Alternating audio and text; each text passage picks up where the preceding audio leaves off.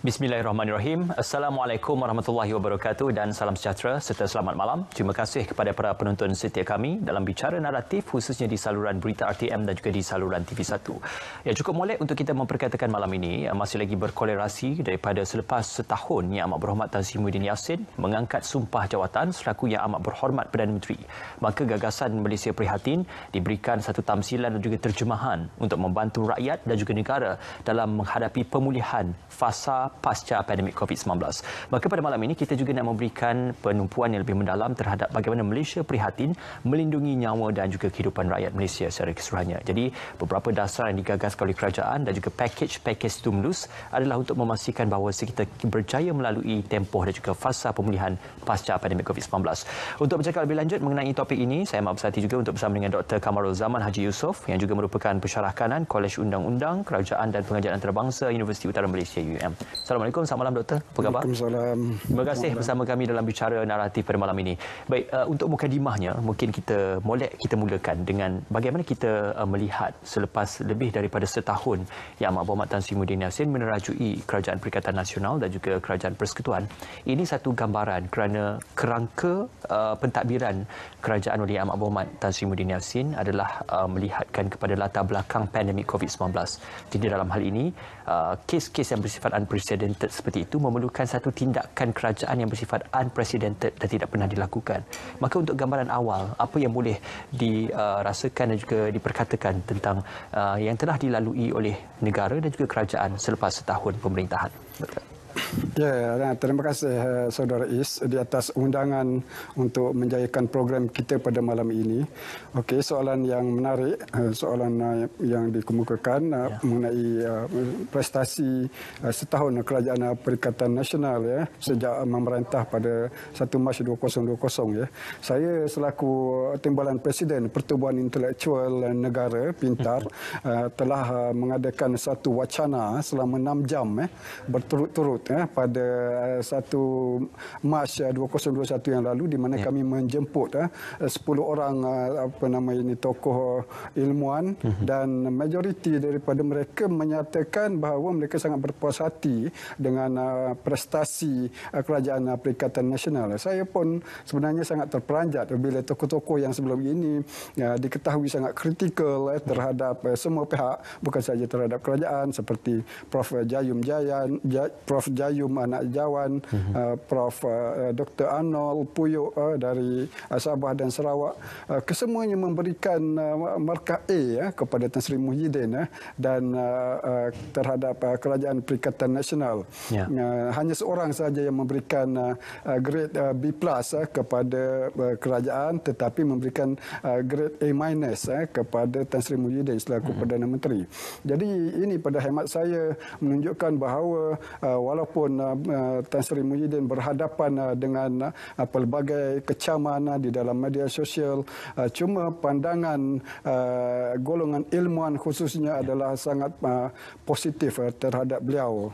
Di mana saya sendiri pun sebenarnya I feel very impressed with his performance because before this we know that people like the opposition leaders seperti ahli parlimen DAP Hanayuh apabila kerajaan bertukar, beliau memuatkan satu posting di Twitter dan Facebooknya yang meramalkan bahawa kononnya Kerajaan Perikatan Nasional tidak akan mampu untuk bertahan lama akan bertukar balik bila-bila masa sahaja. Jadi, tetapi terbukti tidak benar. Tetapi terbukti tidak benar sehingga sekarang telah melepasi tempoh 1 tahun di sebalik pelbagai cubaan untuk menggugat kerajaan itu melalui usaha di mana ahli-ahli parlimen cuba mengemukakan usul undi tidak percaya dan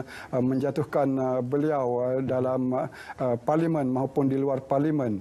Jadi pandangan peribadi saya adalah pencapaian Kerajaan Perikatan Nasional dalam tempoh setahun kerajaan ini memerintah adalah satu pencapaian yang amat membanggakan berdasarkan kepada pelbagai kekangan yang kita hadapi, yang kerajaan terpaksa hadapi, khususnya apabila sebaik sahaja Tan Sri Muhyiddin mengangkat sumpah sebagai Perdana Menteri pada 1 Mac 2020, terus sahaja pada 18 Mac 2020 dilaksanakan PKP.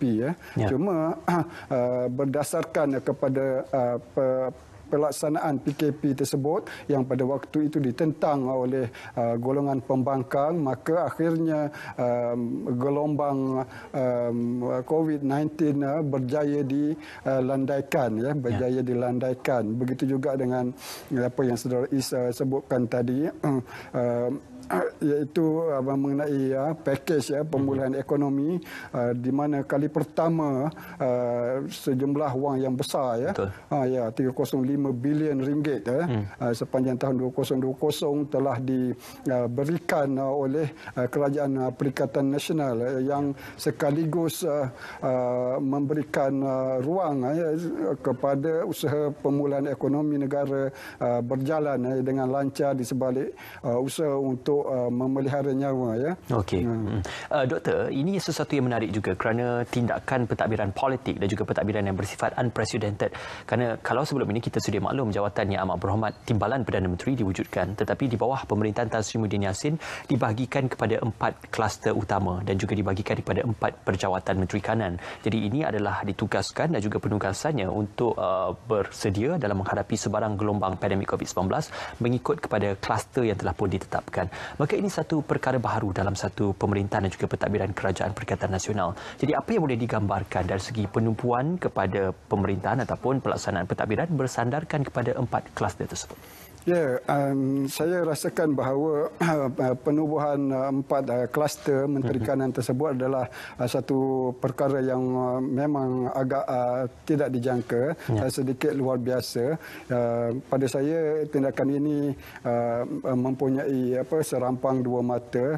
Yang pertama adalah untuk membolehkan fokus diberikan kepada kluster-kluster mereka yang terlibat tersebut. Keempat-empat Menteri Kanan tersebut sudah pastilah akan dapat memberikan fokus yang lebih teliti ke atas bidang tugasan yang mereka diberikan tanggungjawab. Pada masa yang sama, pengwujudan kluster-kluster ini juga ada hikmahnya dari sudut politik, di mana ini membolehkan tidak adanya pertelingkahan di antara parti-parti komponen yang membentuk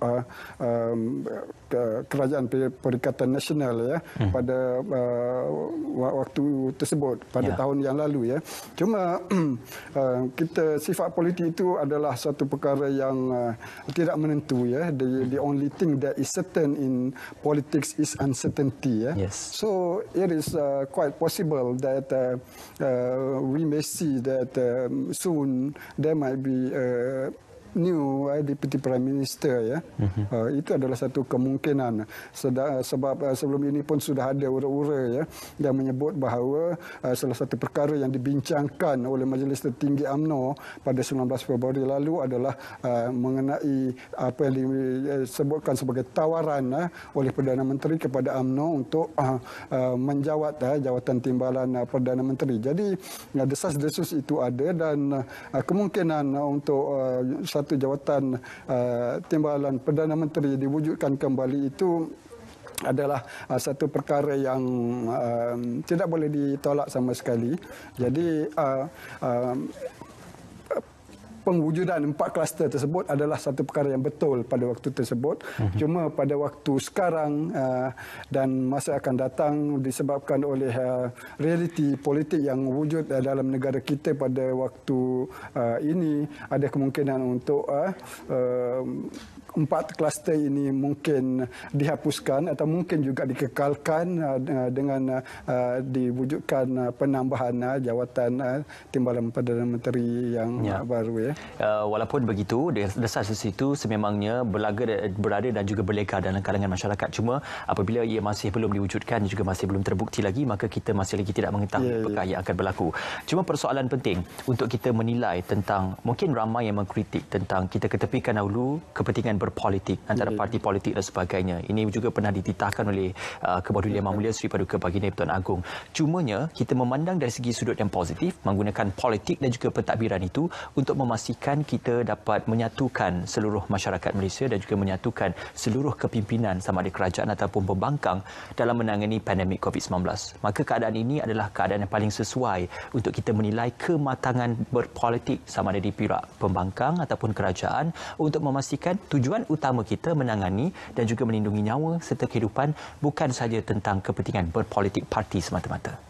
Ya, betul. Apa yang saudara Is sebutkan itu, saya bersetuju dengan sepenuhnya. Malah kalau kita lihat apa yang dilakukan oleh Perdana Menteri selama ini, beliau jelas mengambil pendekatan berpolitik yang inklusif dan apolitikal. Maksudnya tidak berpolitik di dalam menguruskan pentadbiran negara. Ini terbukti di dalam satu perkara besar yang dilakukan oleh beliau, dalam mana mesyuarat Majlis Keselamatan Negara yang berlangsung sebanyak 3 kali dalam tempoh seminggu.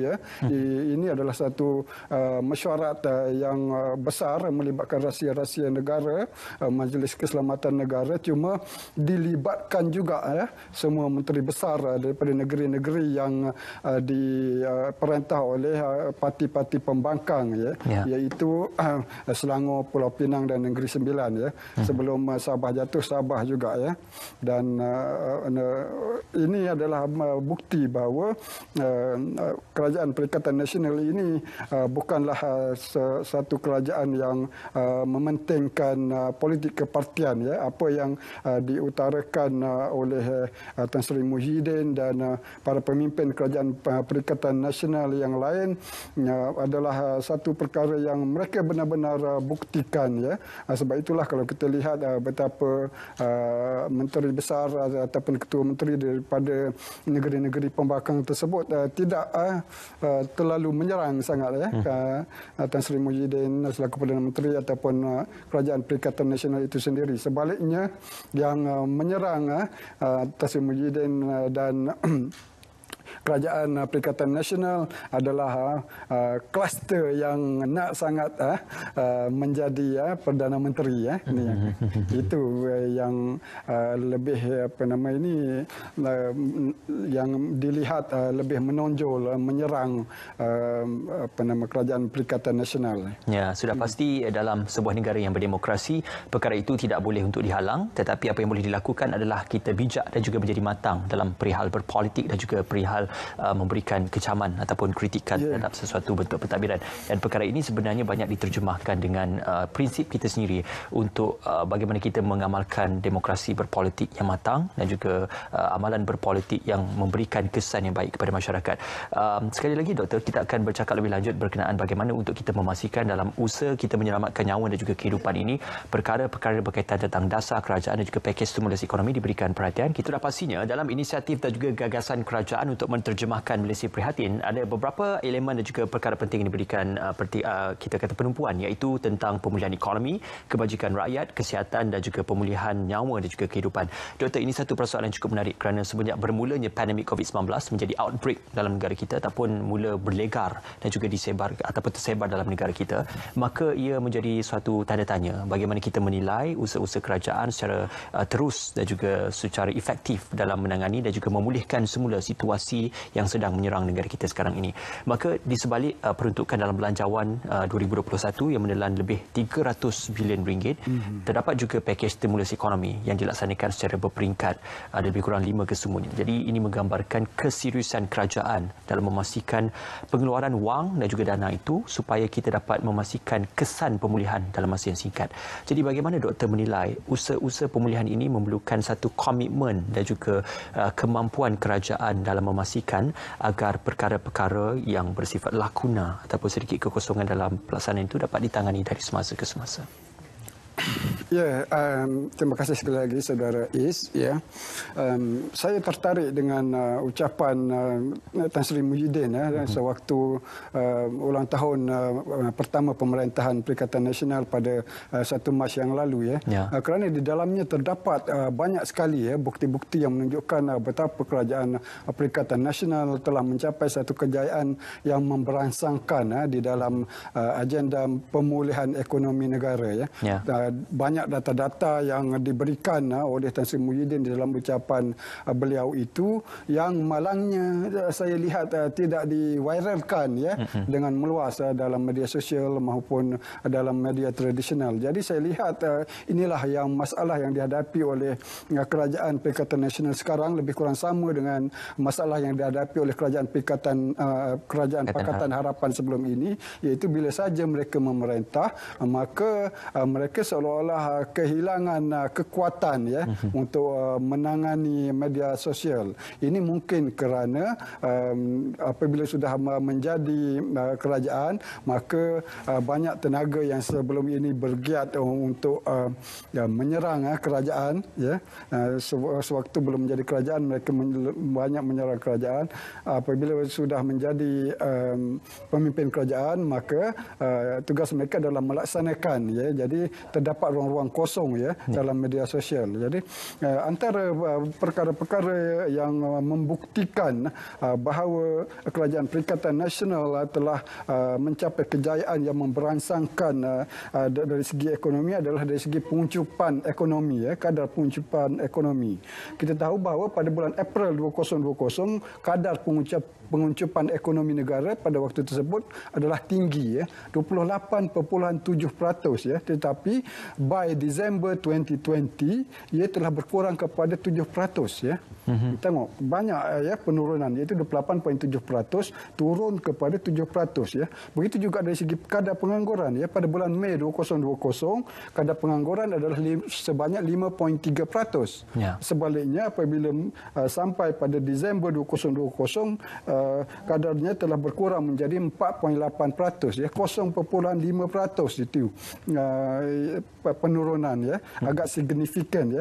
Begitu juga dari segi pelaburan asing bersih. Pelaburan asing bersih, banyak pihak yang mempertikaikan kononnya ekoran COVID-19 ini, maka negara kita mengalami kemerosotan yang teruk dari segi keupayaan negara untuk menarik pelabur asing. Sedangkan data menunjukkan bahawa kadar pelaburan jumlah pelaburan asing bersih negara pada suku kedua tahun 2020 adalah 2.2 bilion sahaja, suku kedua. Tetapi pada suku keempat 2020 kadarnya meningkat menjadi 6.1 bilion. Itu tinggi, itu 4 bilion peningkatan dari segi pelaburan asing bersih. Menunjukkan bahawa di sebalik COVID-19 ini, kerajaan masih lagi mampu untuk meyakinkan pelabur asing untuk terus melabur di negara ini. Okey, dalam hal itu juga sifat kepada pelabur asing ini sudah pasti memang kita kata kaitan antara pelaburan asing dan juga penjanaan bisnes ataupun ekonomi negara kita adalah diteruskan dengan proses pelaburan asing dan sebagainya. Perkara itu memang dipersetujui dan juga diperakui serta difahami. Cumanya kita sedia maklum turun naik ekonomi itu banyak bergantung kepada situasi pandemik di peringkat global. Malah tidak ada negara yang terkecuali daripada terjejas disebabkan pandemik COVID-19 ini dari segi sistem ekonomi dan juga sistem kesihatannya. Cuma yang perlu kita terima hakikat adalah bagaimana sesebuah negara dan juga pentadbiran kerajaan itu mengambil langkah yang serius dan juga langkah yang efektif dalam menangani secara segera, pemulihan secara segera hasil daripada pandemik COVID-19. Negara kita juga dari segi untuk melaksanakan program vaksin adalah bukan negara yang terlambat dalam memberikan vaksin. Ada juga negara maju seperti Korea dan Jepun masih lagi terkebelakang dalam program imunisasi mereka. Jadi di manakah penilaian doktor dalam melihat kepada usaha-usaha kerajaan itu sebenarnya adalah untuk melakukan penilaian dahulu baru diteruskan dengan pelaksanaan dan juga pelaksanaan usaha secara fizikal?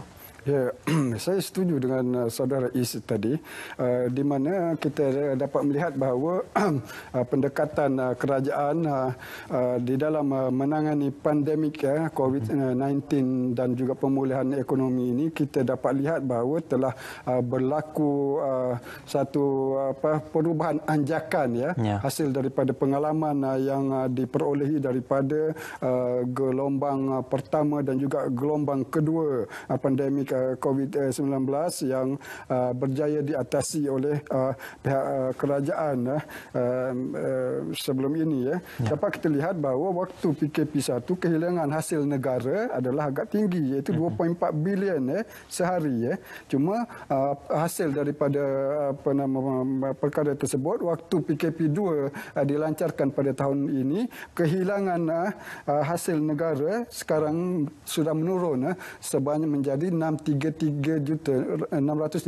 juta saja. Okay. Jadi ini satu penurunan yang amat besar disebabkan oleh kesedaran kerajaan bahawa ekonomi negara, sektor-sektor ekonomi perlu dibuka bagi memastikan usaha pemulihan ekonomi tidak terjejas. Begitu juga dengan tumpuan kepada pandemik COVID-19 yang dijadikan lebih berfokus.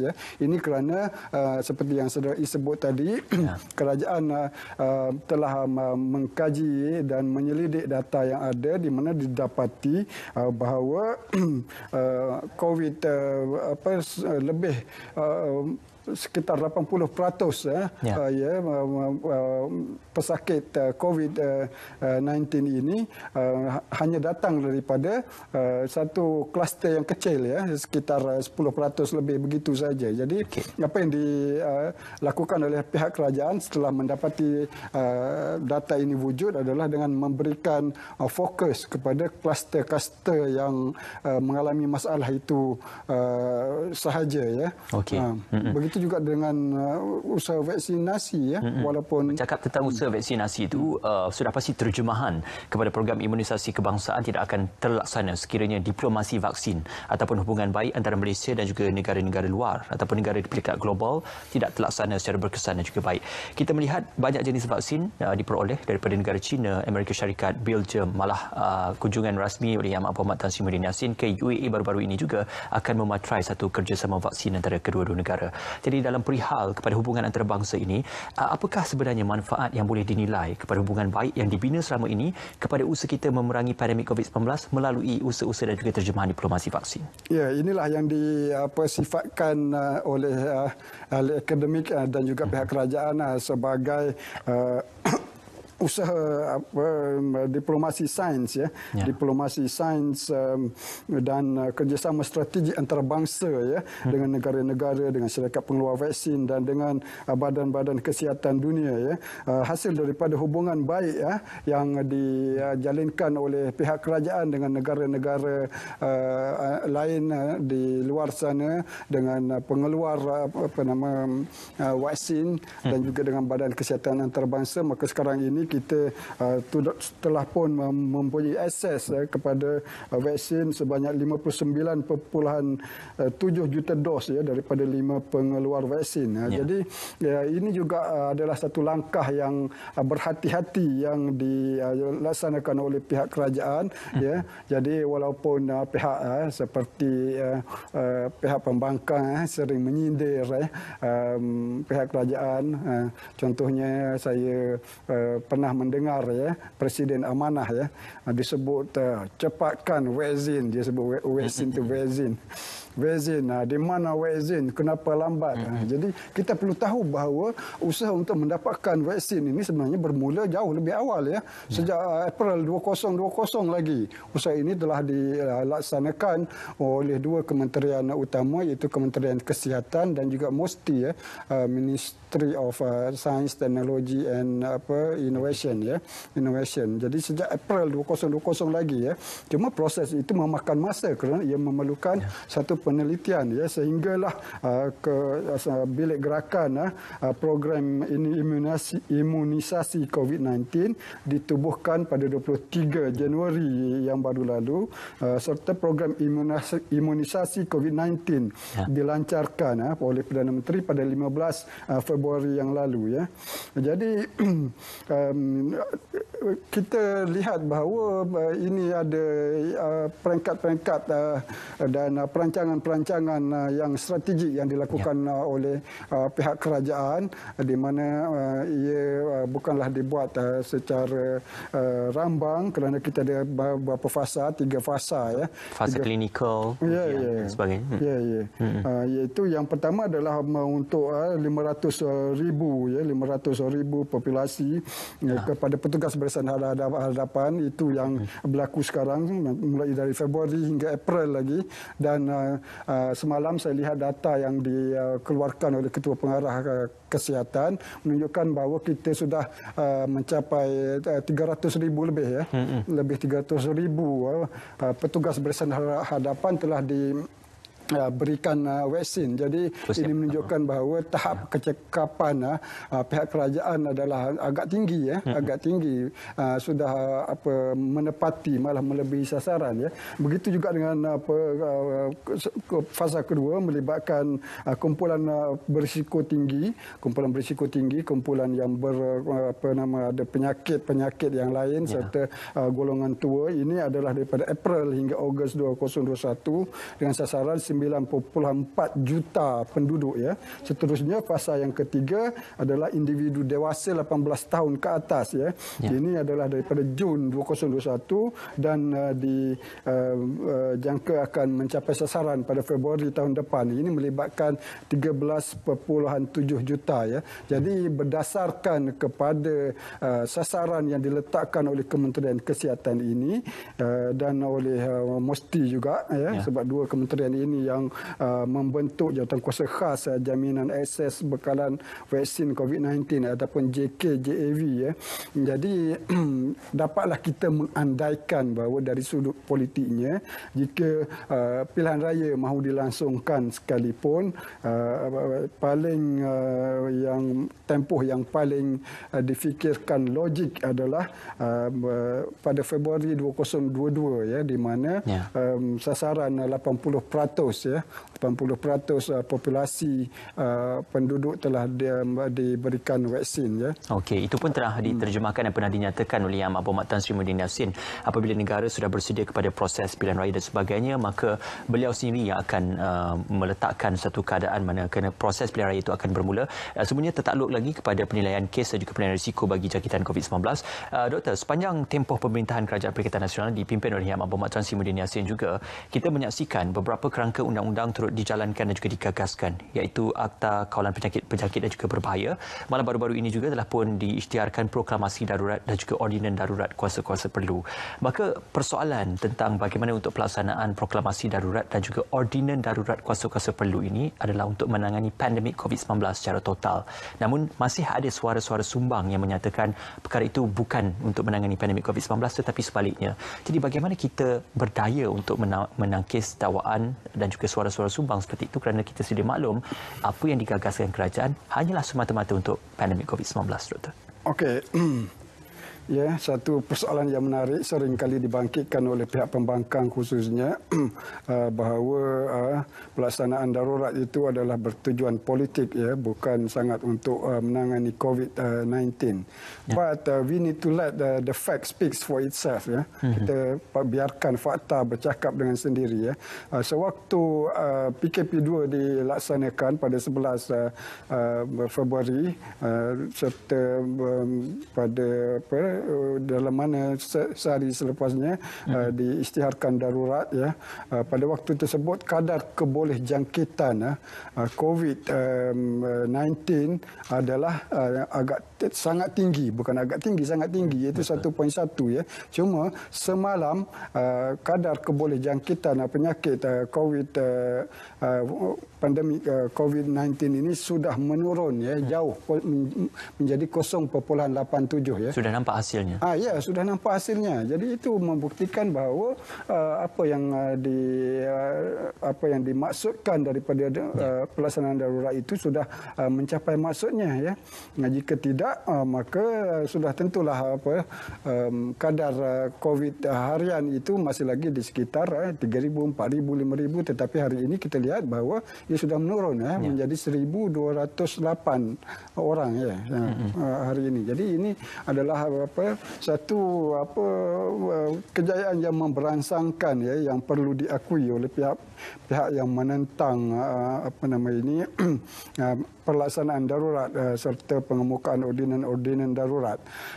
Pada masa yang sama kita perlu akui bahawa ordinan darurat serta pengisytiharan proklamasi darurat ini adalah diisytiharkan oleh Yang di-Pertuan Agong ya, di mana pada kali pertama dahulu Yang di-Pertuan Agong sendiri ya telah tidak memberikan perkenan baginda kepada pengisytiharan darurat ini. Jadi sudah tentulah ya pada kali yang kedua apabila Yang di-Pertuan Agong memperkenankan pengisytiharan darurat ini, ia telah dibuat dengan melihat kepada segala fakta yang ada ya. Dinyatakan betapa Yang di-Pertuan Agong telah merundingkan ya semua ketua jabatan IGP, ketua pengarah kesihatan dan pelbagai pihak yang lain, malah merundingi Majlis Raja-Raja Melayu itu sendiri. Jadi untuk menyatakan bahawa pengisytiharan darurat ini adalah dibuat untuk tujuan politik peribadi Tan Sri Muhyiddin ataupun pemimpin-pemimpin lain dalam kerajaan Perikatan Nasional adalah satu perkara yang sangat tidak wajar ya, sangat tidak wajar, malah adalah agak kurang ajar ya. Bukan agak kurang ajar, sangat kurang ajar ya, kerana mempertikaikan apa yang telah diisytiharkan oleh Yang di-Pertuan Agong. Jadi ini seolah-olah mempertikaikan kuasa dan budi bicara dan kebijaksanaan Yang di-Pertuan Agong itu sendirilah. Cuma pada masa yang sama bagi menepis dakwaan bahawa ini adalah untuk tujuan politik, saya lihat bahawa ada satu perkara yang paling ditimbulkan pada masa sekarang, iaitu mengenai pelaksanaan ataupun sidang parlimen parlimen dan Dewan Negeri ya. People, especially those from the opposition, have been saying that the parliament and the state assemblies need to be held as soon as possible ya. Jadi ini adalah satu perkara yang lain ya. Ini adalah satu perkara yang lain yang berbeza daripada pelaksanaan pengisytiharan pelaksanaan darurat itu sendiri ya. Jadi perkara ini saya rasa adalah satu perkara yang boleh dibincangkan secara ilmiah ya, boleh dibincangkan secara ilmiah kerana kita dapat melihat betapa tuntutan ini adalah agak wajar ya, jika kadar harian COVID telah menunjukkan kadar penurunan yang agak bagus, maka sudah sewajarnya lah ya, pihak kerajaan mengambil kira ya pandangan semua pihak termasuk pembangkang dan juga termasuk civil societies yang mahukan sistem demokrasi itu kembali berfungsi. Jadi saya rasa ini bukanlah satu perkara yang menjadi masalah ya. Cuma dalam masa yang sama dapat kita lihat betapa hasil daripada pengisytiharan darurat ini, beberapa ordinan yang Saudara I sebutkan tadi telah dapat diwartakan dengan cepat sekali ya, termasuklah ordinan darurat yang nombor 2 ya, yang menjadikan satu kesalahan ya kepada mana-mana pihak untuk menyebarkan berita yang tidak benar mengenai COVID-19 ataupun mengenai darurat. Jadi ini adalah satu perkara yang kelebihan yang dipunyai oleh pihak kerajaan dalam memastikan bahawa ancaman terhadap usaha-usaha untuk menumpukan perhatian kepada penyelesaian COVID-19 ini tidak terganggu. Begitu juga dengan yang kenaikan kadar kompaun dari 1,000 ke 10,000. Cuma apa yang kita lihat sekarang ini adalah penjelasan mengenainya dilihat agak kurang agresif sehingga menyebabkan timbul kekeliruan di kalangan rakyat. Jadi ini adalah satu cabaran yang perlu diatasi dengan segera oleh pihak-pihak yang bertanggungjawab di dalam kerajaan, termasuklah Kementerian Penerangan yang RTM itu sendiri. Ya, sudah pasti Kementerian Komunikasi dan Multimedia sentiasa memberikan penerangan. Inilah ruang yang boleh digunakan untuk memberi penerangan dan juga penjelasan lebih lanjut. Kerana ada yang disebutkan ataupun telah termaktub dalam Perlembagaan Persekutuan Perkara 150, apa-apa jua undang-undang yang diperintahkan di bawah ordinan darurat ataupun proklamasi darurat boleh diperintahkan atau boleh dilaksanakan, dan walaupun ia bercanggah dengan Perlembagaan Persekutuan, mengikut kepada rasional dan kesesuaian untuk kita menangani isu-isu di bawah ordinan darurat itu. Ini persoalan yang penting kerana kalau kita melihat kepada bagaimana usaha kerajaan untuk memastikan tidak berlakunya salah faham dari segi penggunaan kuasa dan juga pelaksanaan perintah ordinan darurat kuasa-kuasa perlu itu masih lagi menurut kepada kerangka perlembagaan dan juga masih lagi menurut kepada apa yang telah pun diletakkan dalam Perlembagaan Persekutuan. Cuma masih belum difahami secara jelas oleh masyarakat di peringkat akar umbi. Jadi apa yang boleh diperjelaskan supaya kita faham bahawasanya setiap undang-undang di bawah ordinan darurat itu adalah mengikut kepada kerangka perlembagaan dan juga masih lagi menurut kepada amalan demokrasi yang dinyatakan. Ya, betul. Seperti yang kita semua ketahui bahawa pengisytiharan darurat itu adalah satu perkara yang tidak boleh dicabar. Di mahkamah telah ada keputusan daripada mahkamah sebelum ini yang menolak usaha 3 orang adun daripada Pakatan Harapan untuk mencabar keabsahan pengisytiharan darurat itu sendiri. Begitu juga dengan daripada segi ordinan darurat apabila pengisytiharan darurat itu sendiri telah diputuskan oleh mahkamah sebagai tidak boleh dicabar kerana ada ouster clause di dalam perlembagaan yang menghalang mahkamah daripada campur tangan di dalam soal ini. Maka perkara yang sama juga akan berlaku kepada ordinan-ordinan yang telah diluluskan oleh pihak kerajaan sejurus daripada pelaksanaan darurat ini. Cuma pada masa yang sama saya masih ingat lagi Tan Sri Muhyiddin sewaktu mengumumkan pelaksanaan darurat ini, beliau telah menyebut betapa kerajaan sama sekali tidak akan mencampuri urusan mahkamah. Segala urusan mahkamah tidak akan diganggu, tidak akan diganggu sama sekali. Apa-apa permasalahan yang ditimbulkan oleh mana-mana pihak tidak akan cuba dicampur tangan oleh pihak kerajaan. Jadi dalam konteks ini saya melihat bahawa jika ada mana-mana pihak yang tidak bersetuju dengan apa-apa sahaja langkah yang dibuat oleh pihak kerajaan, maka mereka boleh sahaja membawa perkara tersebut ke mahkamah. Contohnya adalah kenaikan kompaun daripada RM1,000 kepada RM10,000. Jika tak setuju, jika mereka rasakan bahawa perkara ini adalah satu perkara yang melampaui bidang kuasa pihak kerajaan, maka mereka boleh saja mencabarnya di mahkamah. Seperti mana sebelum ini kita lihat bahawa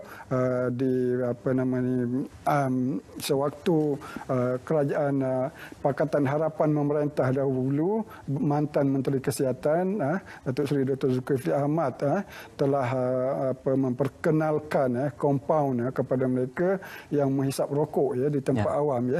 Dan memang ada cabaran di mahkamah dibuat termasuk oleh sahabat saya Peguam Hanif Khatri Abdullah dan rakan-rakan beliau yang lain. Jadi tidak ada masalah kita mengamalkan satu demokrasi, satu sistem demokrasi.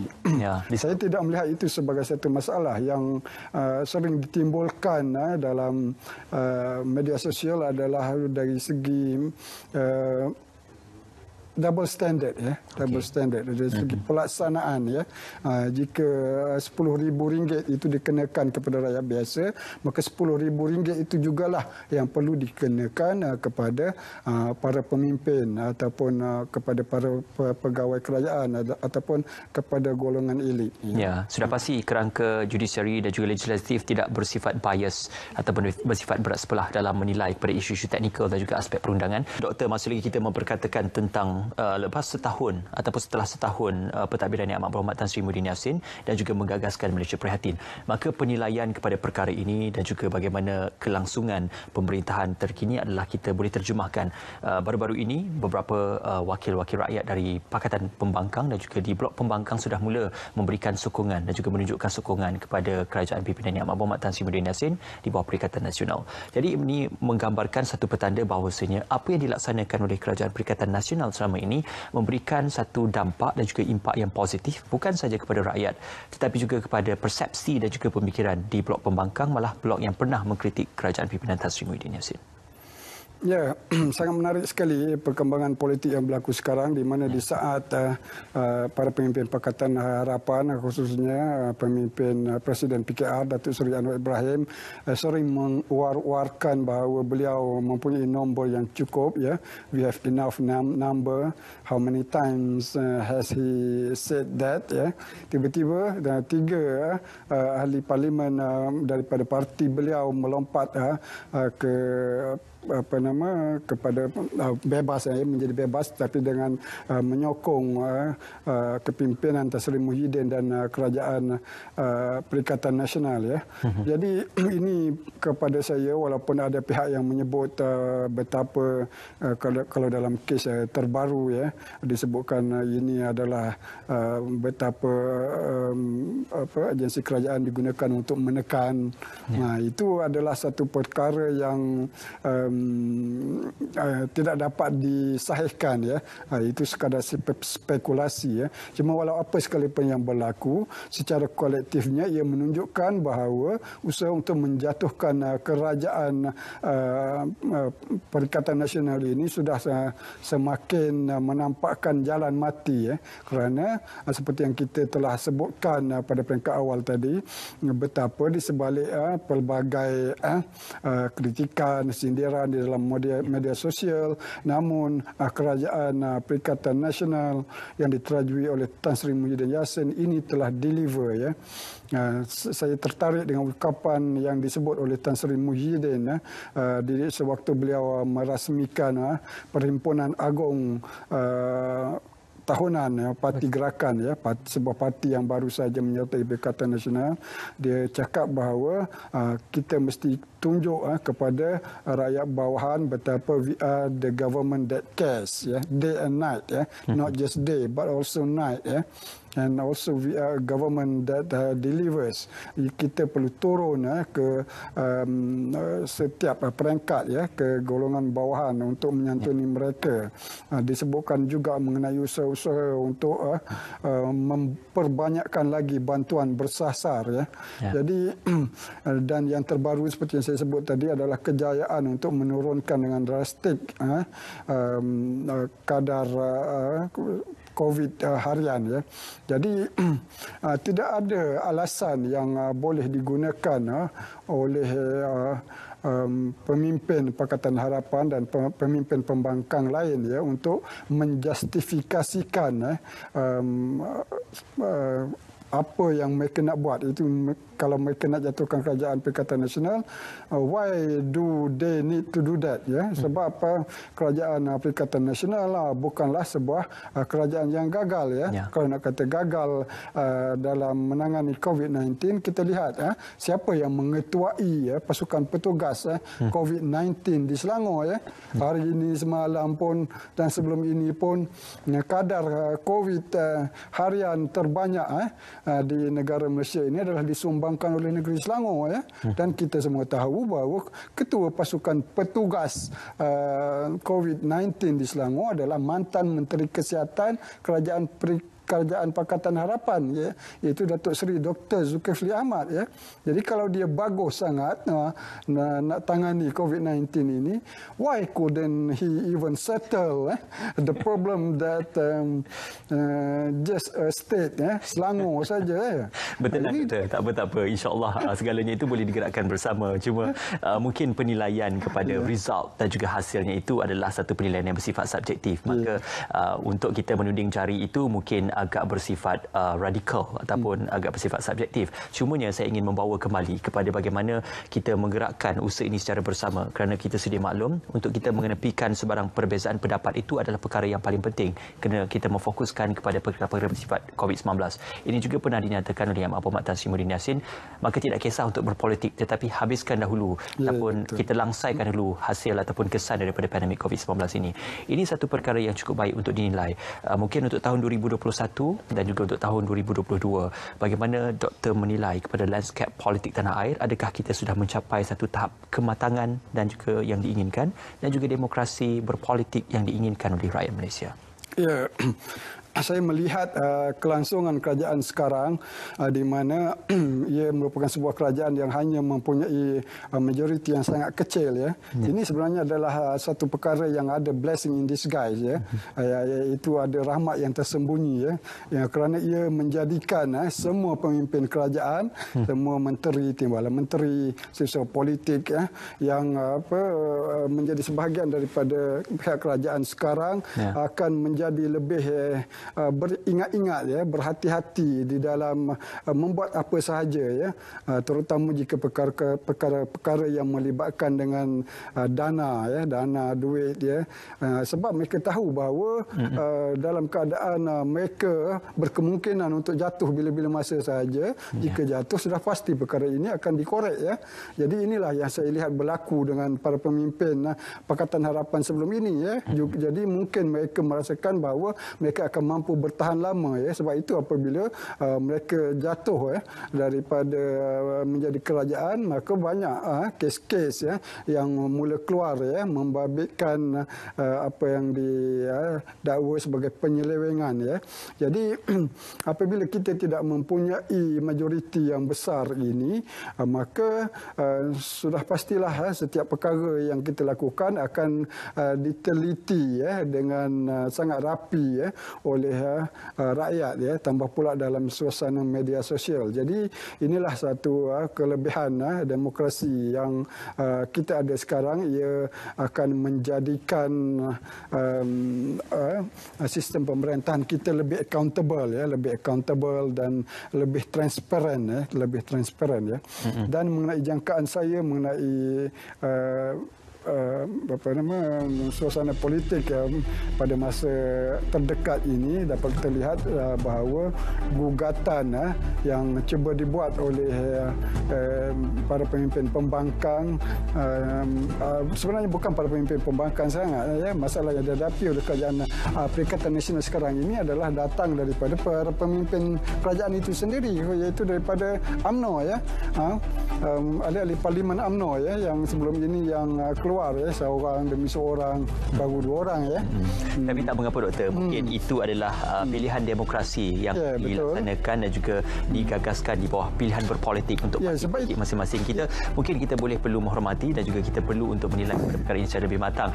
Saya menghormati pandangan daripada doktor juga, dan insya-Allah kita menghormati pandangan daripada anda semua. Cuma dalam kita melaksanakan demokrasi ini sudah pasti ada beberapa perkara yang perlu diberi keutamaan dalam kita menilai keterbatasan kita dalam bersuara. Terima kasih doktor kerana bersama kami. Itu dia Dr. Kamarul Zaman Haji Yusof, Pensyarah Kanan Kolej Undang-Undang, Kerajaan dan Pengajian Antarabangsa, Universiti Utara Malaysia UUM.